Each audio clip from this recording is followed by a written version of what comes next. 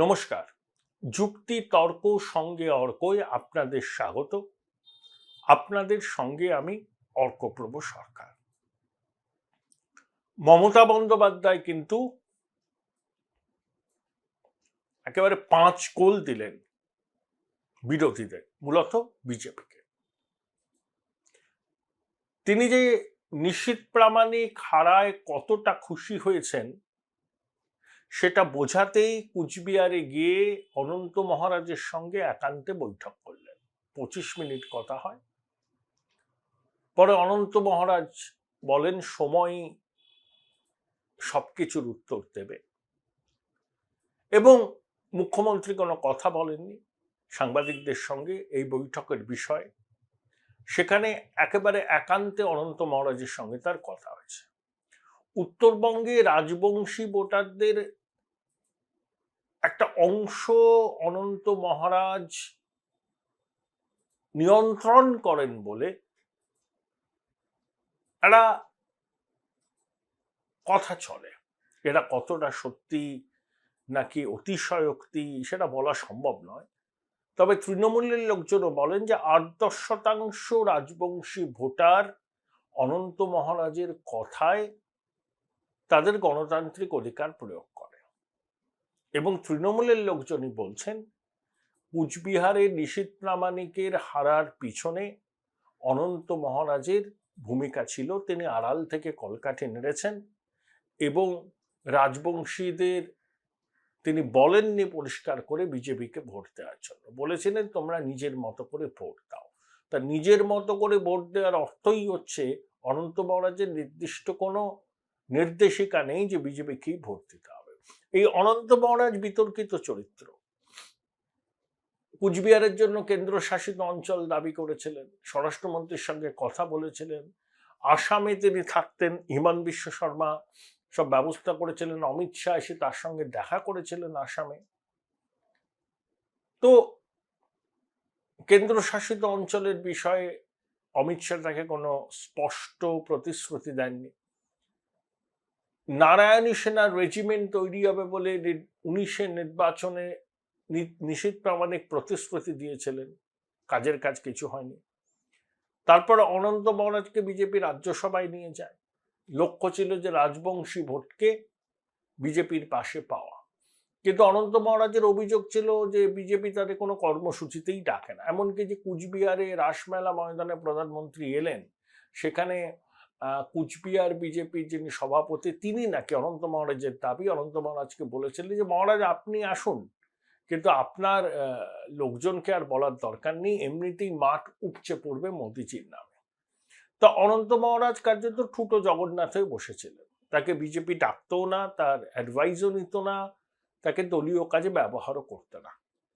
তাকে একটা রাজ্যসভার পদ দিয়ে বিজেপি কার্যত তাকে অপ্রাসঙ্গিক করে রাখতে চাইছিল। আসলে অনন্ত মহারাজ যেহেতু গ্রেটার কুচবিহার বা কুচবিহার কেন্দ্রশাসিত অঞ্চল হোক বা উত্তরবঙ্গ আলাদা রাজ্য হোক এই মতের প্রবক্তা, সেই জন্য দক্ষিণবঙ্গের মানুষের কাছে যাতে ভুল বার্তা না যায় সেজন্য অনন্ত মহারাজকে আর গুরুত্ব বিজেপি দিতে চায়নি, শুধুমাত্র রাজ্যসভার সদস্য করে তাকে রেখে দেওয়া হয়েছিল। এতেই অনন্ত মহারাজের গোসা হয়। অনন্ত মহারাজের সঙ্গে তৃণমূলের যিনি যোগসূত্র হিসেবে কাজ করেন তিনি হচ্ছেন রবীন্দ্রনাথ ঘোষ। একসময় কুচবিহারের দুর্দণ্ড প্রতাপ নেতা ছিলেন, এখন কুচবিহার পুরসভার চেয়ারম্যান। মমতা বন্দ্যোপাধ্যায়ের বিশ্বস্ত দীর্ঘদিনের সঙ্গী। তৃণমূল কংগ্রেসের জন্ম লগ্ন থেকে রবীন্দ্রনাথ ঘোষ মমতা বন্দ্যোপাধ্যায়ের সঙ্গে আছেন। যে অনন্ত মহারাজ যে ক্ষুব্ধ, তলায় তলায় তৃণমূল তার সঙ্গে যোগাযোগ করছে, তাদের মধ্যে কোনো অঘোষিত আন্ডারস্ট্যান্ডিং হয়েছে, এটা বিজেপির নেতারা কি জানতেন না? জানতেন। জেনেও তারা গা ঘামাননি, গুরুত্ব দেননি, ভেবেছিলেন যে এমনি করেই যাই যদি যাক না, মোদিজি আসছেন, জনসভায় উপচে পড়া ভিড়, ও তাতেই ভোট বৈতরণী পের হয়ে যাব। কিন্তু বাস্তবের রুক্ষ মাটিতে দাঁড়িয়ে যারা রাজনীতি করেন তারা জানেন হাওয়ায় কিছু হয় না। এই যে নিখিল চন্দ্র দে বলে বিজেপির একজন বিধায়ক আছেন, আমি কুচবিহারের লোকের কাছ থেকে শুনেছি, তিনি বাড়ির থেকে গিয়ে বাজার করতে গেলেও কেন্দ্রীয় বাহিনীর নিরাপত্তা নিয়ে যান, 4 জনকে নিয়ে, কোনো যোগাযোগ নেই স্থানীয় মানুষের সঙ্গে। তো এরকম অনেক আছে। এই যে উপনির্বাচনে বিজেপি প্রার্থী দিয়েছে, বাগদাতে বিজেপি স্থানীয় নেতারাই বলছে যে ৮০ লক্ষ টাকার বিনিময়ে টিকিট বিক্রি হয়েছে। রায়গঞ্জে বিজেপি যাকে প্রার্থী করেছে তিনি টানকোট, তার সুনাম যে খুব উজ্জ্বল সেটা রায়গঞ্জের মানুষও বলেন না, এবং বিজেপির কট্টর সমর্থকরাও বলছেন যে প্রার্থী চয়ন ভুল হয়েছে। মানিকতলা কেন্দ্রে আবার প্রার্থী করা হয়েছে কল্যাণ চৌবকে। কল্যাণ ফুটবল ফেডারেশনের সভাপতি, ঠিক আছে, তিনি দুবার নির্বাচন এনেছেন, একবার কৃষ্ণনগর থেকে লোকসভায়, একবার 2021 মানিকতলা বিধানসভা। অন্য কাউকে কি সুযোগ দেওয়া যেত না? যিনি দুবার হেরেছেন, মানিকতলায় 21 সালে হেরেছেন, আবার তাকে কেন প্রার্থী করা হলো? কল্যাণ চৌবে কি খুব দক্ষ সংগঠক? তিনি কি মানিকতলা কেন্দ্রের মানুষের কাছে খুব জনপ্রিয়? আমার তো মনে হয় কোনোটাই নয়। লোকসভা নির্বাচনে উত্তর কলকাতা কেন্দ্রে কল্যাণ চৌবে কদিন প্রচার করেছিলেন? এই প্রশ্নগুলো উঠবে। তাহলে কিসের বিনিময়ে এদেরকে টিকিট দিয়ে পুরস্কৃত করা হলো? এই প্রশ্নটা বিজেপির মধ্যেই ঘুরছে। কিসের বিনিময়ে বিজেপিতে প্রার্থী হচ্ছেন লোকজন? বিজেপির মন্ডল সভাপতি, যুব মোর্চার নেতারা বলছেন বাগদায় পয়সার বিনিময়ে টিকিট বিক্রি হয়েছে। রায়গঞ্জে যাকে প্রার্থী করা হয়েছে তিনি কিছুদিন আগে তৃণমূল করতেন। রায়গঞ্জের মানুষ জানেন যে প্রার্থীর ভাবমূর্তি খুব স্বচ্ছ নয়, তাও তাকে কেন প্রার্থী করা হলো? সংগঠন সম্পাদক যিনি আছেন তাকে আমি চিনি না, তিনি বিরাট নাকি নেতা। বিএল সন্তোষের আশীর্বাদের হাত মাথায় তাকায় তিনি নাকি ছড়ি ঘোরান। শিয়ালদার থেকে যে সমস্ত লোকাল ট্রেন যায় সেসব লোকাল ট্রেনের কামরায় তার বিরুদ্ধে পোস্টার পড়েছিল। দেখুন, বিজেপি তো 38% বেশি ভোট পেয়েছে, প্রায় 39% ভোট পেয়েছে, 2.35 লাখ লোকের সমর্থন পেয়েছে, কিন্তু সংগঠন দেখুন, বিশেষত কলকাতা, 24 পরগনা, হাওড়া, হুগলি, বিজেপির সংগঠন নেই। ভোটার আছে, সমর্থক আছে, নইলে এত ভোট পায়? বহু জায়গায় ভোটার স্লিপ পর্যন্ত দিতে পারেননি বিজেপির কর্মীরা, কিন্তু জয় শ্রীরাম, ভারত মাতা কি জয় তারা গলা ফাটিয়ে বলে। নেতাদের ফোন করলে দেখবেন বলেন বৈঠকে আছি।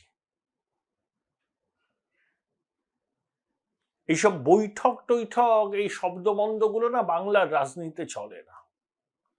আর মমতা বন্দ্যোপাধ্যায় যেখানে ইলেকটোরাল পলিটিক্সটা অসম্ভব ভালো বোঝেন এবং 24 ঘন্টা ইলেকটোরাল পলিটিক্সের মধ্যে থাকেন, সংগত করছে আইপ্যাক।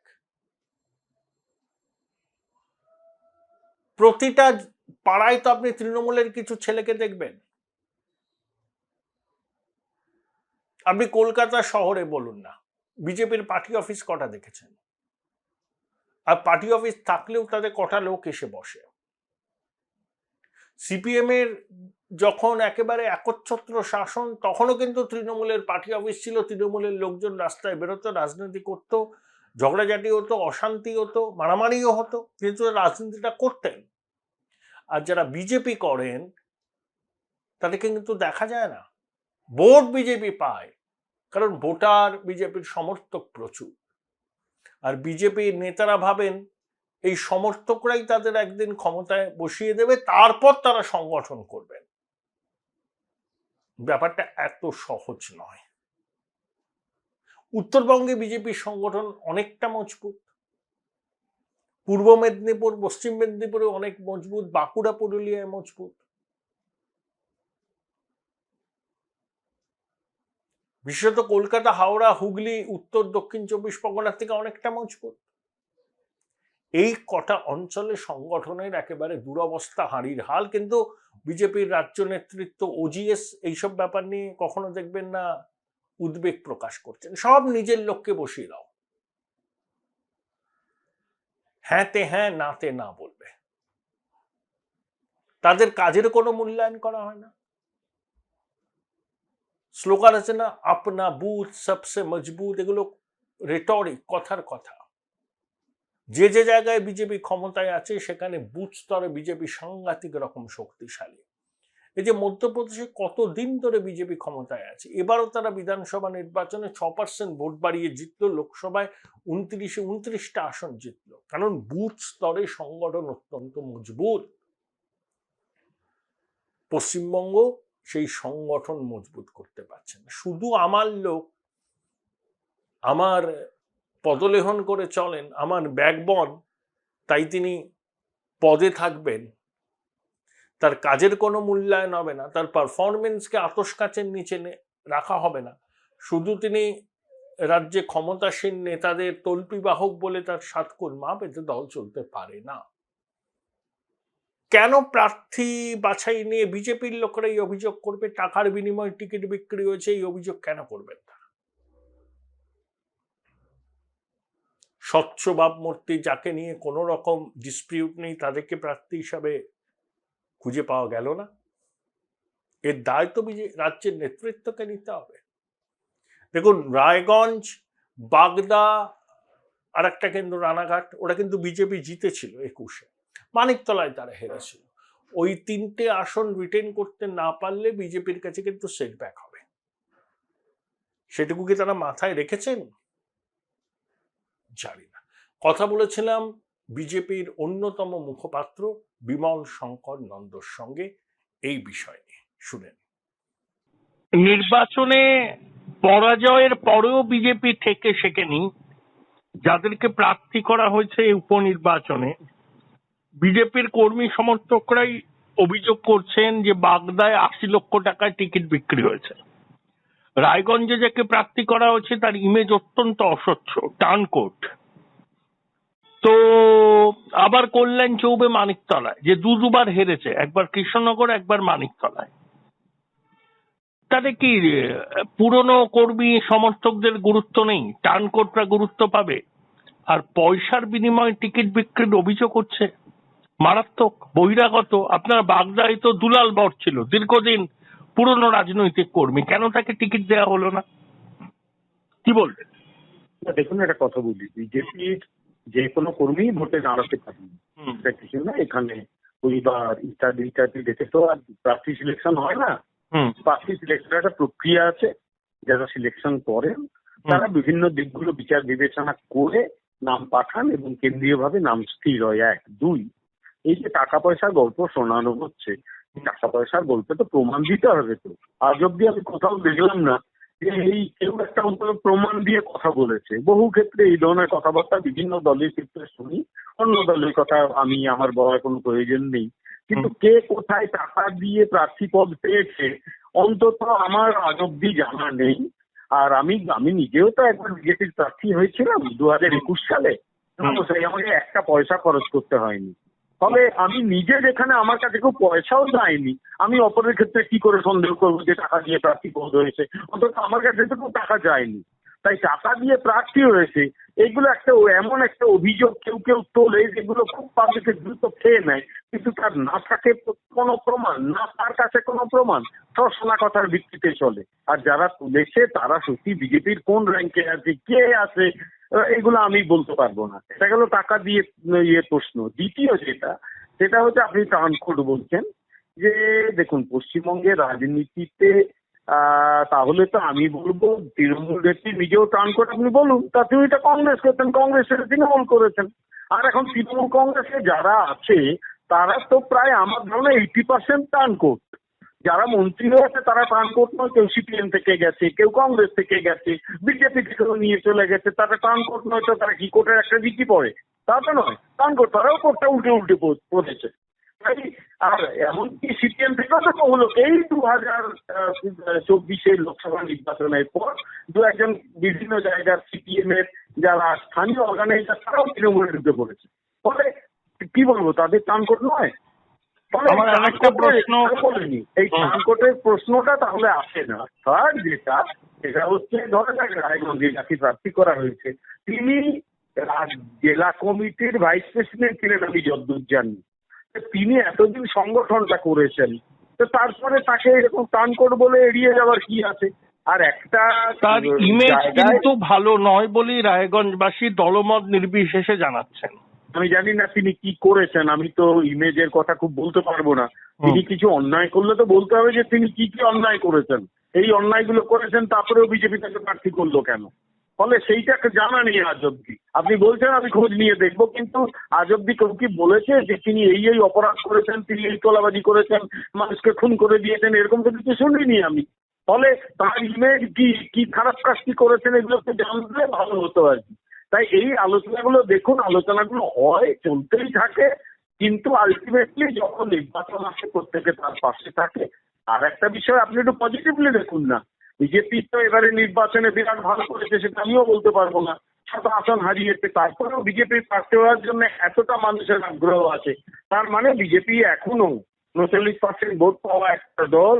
সে কিন্তু পশ্চিমবঙ্গের মানচিত্রে এখনো একটাই দল যে তৃণমূলকে চ্যালেঞ্জ করার ক্ষমতা রাখে, ওটা বিজেপির কর্মীরা জানেন বলেই এই দলের হয়ে দাঁড়ানোর এত ইচ্ছে করি।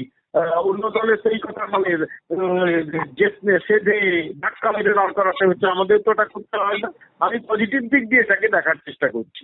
তাহলে কল্যাণ চৌবে দুবার হেরেছেন, কৃষ্ণনগর এবং মানিকতলায়। আপনারা কি নতুন মুখ খুঁজে পেলেন না?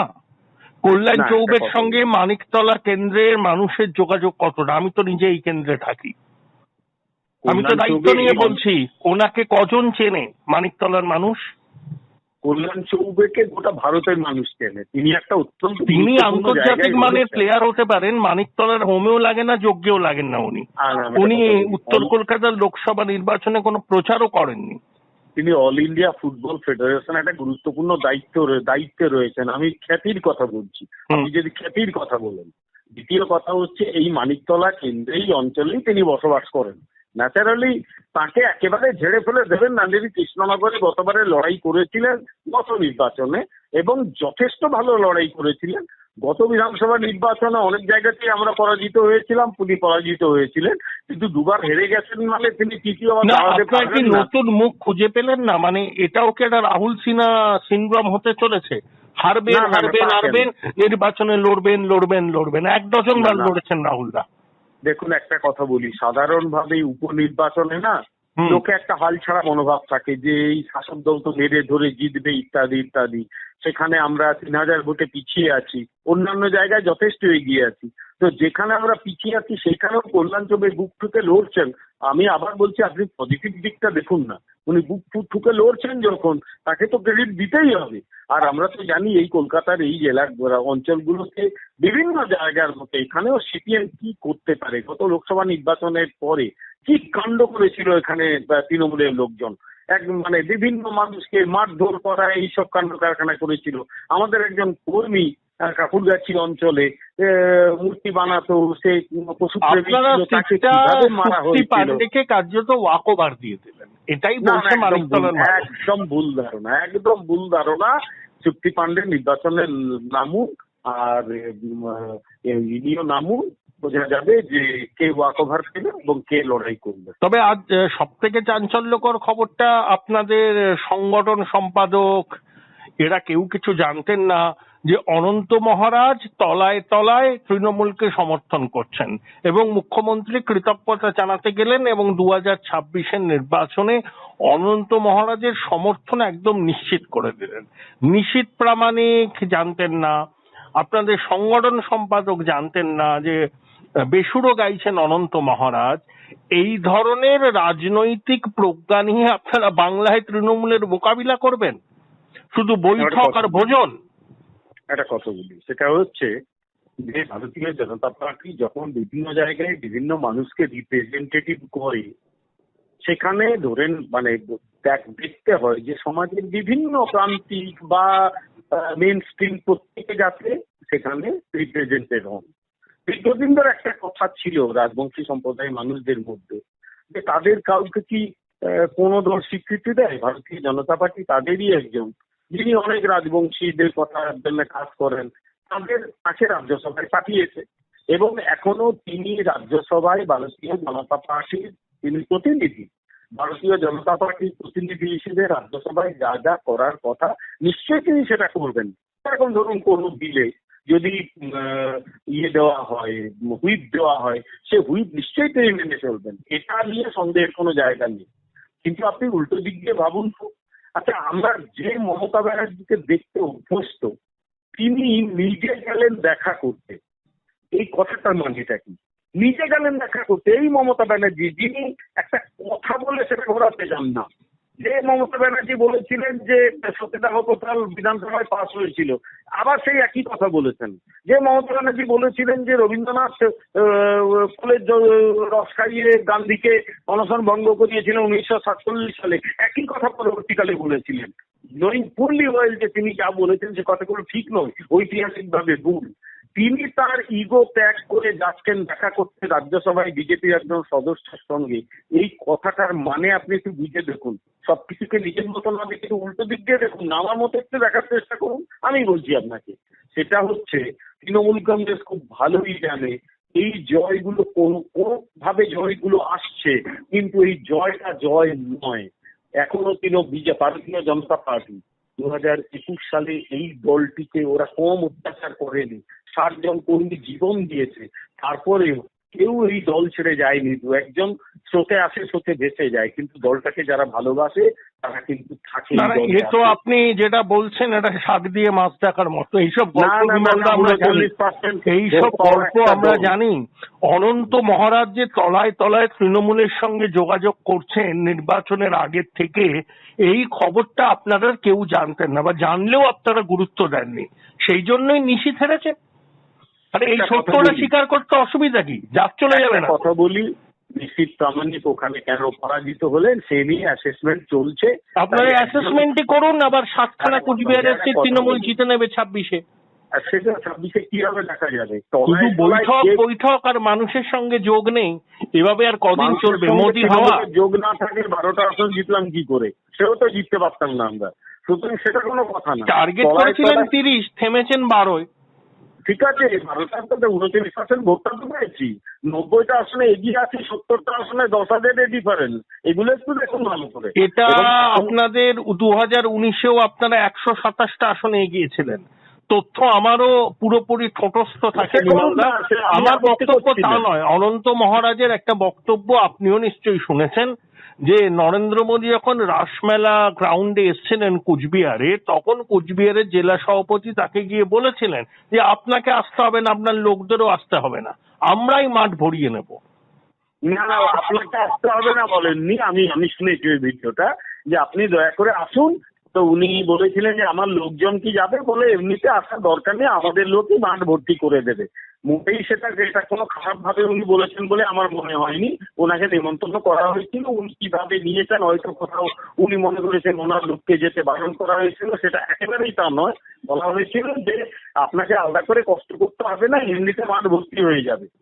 আরে যে যাবার সে তো যাবেই, কিন্তু আমার কথা হচ্ছে তলে তলে কে কার সঙ্গে কি করছে সে তো গোয়েন্দা বাহিনীর ব্যাপার। কোন রাজনৈতিক দল তার গোয়েন্দা পোষে না। একটা রাজনৈতিক দল একজনকে এমপি করেছে, সে ধরে নেবে, তাকে হেল্প করবেন, তার পেছনে গোয়েন্দা লাগানো, গোপনে এসপিওনেজ করা রাজনৈতিক দলের কাজ নয়। আগামী দিনে আমরা আশা করবো যে দলের একজন প্রতিনিধি হিসেবে তিনি দলের পাশে থাকবেন, এটুকু তো আশা করতেই পারি আমরা। অনেক ধন্যবাদ বিমলদা, অনেক ধন্যবাদ। ধন্যবাদ। Join Indian Institute of Hotel Management now. Right choice, right decision.